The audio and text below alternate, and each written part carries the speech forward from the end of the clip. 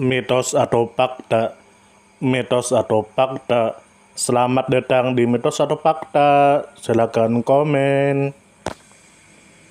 Komen, komen, komen. Komen, komen, komen. Mitos atau fakta? Kali ini kita akan membawakan sebuah cerita, yang mana silahkan Anda semua tebak apakah itu hanya mitos atau fakta yang pernah terjadi. Tentu kita semua tahu bahwa mitos itu adalah cerita yang dipercaya sebagai hasil imajinasi dan kebenarannya tidak dapat dibuktikan. Sedangkan fakta adalah suatu peristiwa atau keadaan yang benar-benar terjadi dan dapat dibuktikan. Fakta dapat diperoleh melalui pengamatan terhadap suatu objek atau peristiwa. Sekarang masuk ke video. Dikatakan bahwa pada masa lalu hidup seseorang yang bernama Subakir atau yang dikenal dengan Syekh Subakir. Dikatakan bahwa Syekh Subakir adalah ulama besar yang kisah perjuangannya menjadi legenda yang hidup dalam sejarah dakwah Islam di Nusantara. Menurut kabar yang beredar bahwa Syekh Subakir disebut-sebut sebagai ulama besar yang mengorbankan tanah Jawa untuk pengaruh negatif roh halus pada awal penyebaran ajaran Islam di Nusantara. Syekh Subakir menyebar agama Islam dengan begitu banyak tantangan yang tidak mudah. Cerita bermula ketika Sultan Muhammad pertama kali bermimpi mendapatkan wangsit atau ilham sebagai saran untuk menyebarkan dakwah Islam ke tanah Jawa. Sedangkan untuk mubalik dibutuhkan 9 orang. Ketika yang satu kembali atau meninggal digantikan oleh kiai yang lain. Hingga berjumlah 9 orang sehingga terkumpullah sekelompok ahli terkemuka dari seluruh dunia. Para ulama yang berkumpul memiliki ilmu khusus masing-masing. Ada yang ahli dalam pemerintahan. Ada yang ahli dalam dakwah. Ada yang ahli dalam pengobatan. Ada yang ahli dalam kurban atau ruqyah dan lain-lain. Kemudian dikirim beberapa ulama ke Nusantara atau ke tanah Jawa tetapi sering menjadi duta Kesultanan Utsmaniyah Turki. Mereka datang ke Jawa untuk menyebarkan Islam tetapi umumnya gagal. Alasannya orang Jawa saat itu menganut kepercayaannya masing-masing. Sehingga sulit bagi para ulama yang diutus karena meskipun berkembang ajaran Islam hanya dalam lingkungan skala kecil. Tidak bisa berkembang secara luas seperti yang diharapkan. Selanjutnya dikatakan bahwa saat itu Pulau Jawa masih berupa gurun pasir dan angker dan penuh dengan hantu dan roh jahat. Kemudian Syekh Subakir seorang ulama Persia yang ahli meruqyah dan ekologi dan meteorologi dan geofisika diutus ke Jawa. Ia diutus khusus untuk menangani masalah-masalah gaib dan spiritual yang pada saat itu dianggap menghalangi masuknya orang Jawa ke Islam. Menurut versi kronik Jawa, Syekh Subakir yang memperoleh ilmu gaib dan melihat hal gaib mengetahui kegagalan para ulama sebelum dia menyebarkan ajaran Islam setelah tiba di Nusantara. Karena dihalang-halangi oleh para jin penjaga tanah Jawa maka para jin dan makhluk gaib ini dapat berubah menjadi gelombang besar yang dapat menenggelamkan kapal dan penumpangnya serta berubah menjadi angin puting beliung yang mampu menghancurkan segala sesuatu yang dilaluinya. Selain itu jin dan makhluk gaib yang tidak setia bisa menjadi binatang buas dan setan yang mencelakakan pendahulu para penjelajah. Untuk mengatasinya maka Syekh Subakir mendatangkan batu hitam berukir dari Arab. Sebuah batu dengan versi Jawa bernama Raja Aji Kolo Cokro kemudian dipasang di tengah tanah Jawa. Yakni di puncak Gunung Tidar Magelang.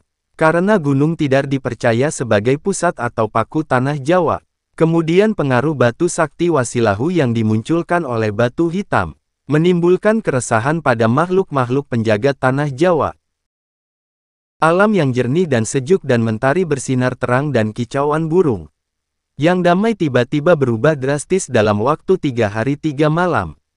Cuaca mendung dan gelap dan angin bertiup kencang dan petir menyebabkan hujan deras dan gunung-gunung bergemuruh tanpa henti.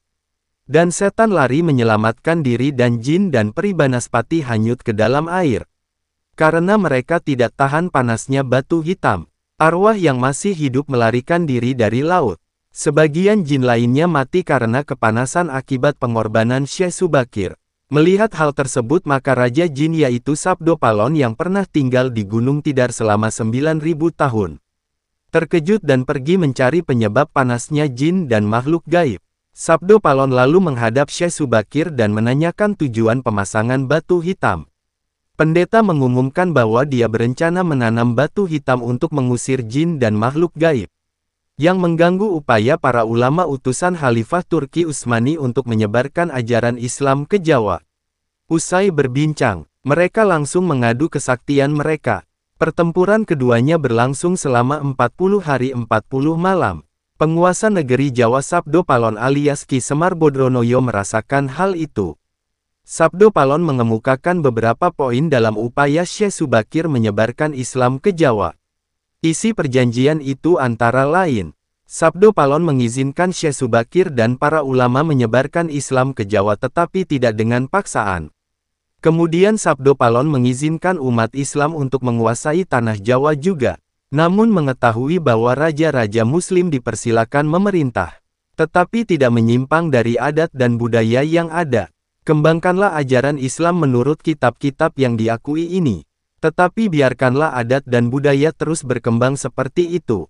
Syekh Subakir akhirnya menyetujui persyaratan tersebut. Selain puncak Gunung Tidar, Syekh Subakir juga membersihkan beberapa tempat angker di kota Jawa yang dikuasai raja jin dan makhluk halus lainnya. Selanjutnya menurut kabar yang beredar bahwa Syekh Subakir berjalan di atas air saat para muridnya panik karena tidak ada perahu untuk menyeberangi sungai. Para murid yang menyaksikan kejadian ini kagum dan mengikuti jejak Syekh Subakir. Para murid yang awalnya ragu berhasil menyeberangi sungai deras tanpa tenggelam. Dan juga dikatakan bahwa Syekh Subakir berhasil menaklukkan penguasa jin dan membuka jalan bagi penyebaran Islam di tanah Jawa. Syekh Subakir memasang tumbal berupa batu hitam yang sudah dirajah di puncak Gunung Tidar. Batu ini dikenal sebagai Aji Kalacakra yang konon mampu menetralisir daya magis negatif bangsa jin. Bagaimana menurut Anda semua? Apakah cerita di atas adalah mitos dan cerita sebelum tidur atau memang fakta yang pernah terjadi? Silahkan tulis di kolom komentar. Tidur, tidur, tidur, tidur. Ayo kita tidur. Mitos atau fakta? Mitos atau fakta? Selamat datang di Mitos atau Fakta. Silakan komen.